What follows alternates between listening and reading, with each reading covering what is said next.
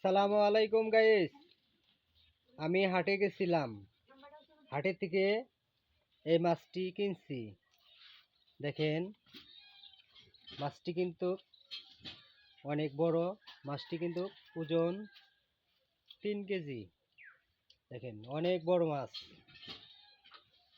এটি কিন্তু আজকে আমরা রান্না করব। দেখেন মাছ কিনছি, দেখেন আরো কিনছি, আলু কিনছি, পেঁয়াজ কিনছি। দেখেন গাইস,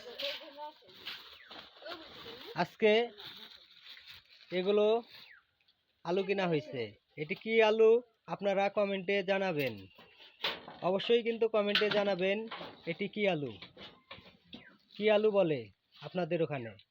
সবাই কিন্তু কমেন্টে জানাবেন। এই আলু কিন্তু কাঁচাই খাওয়া যায়।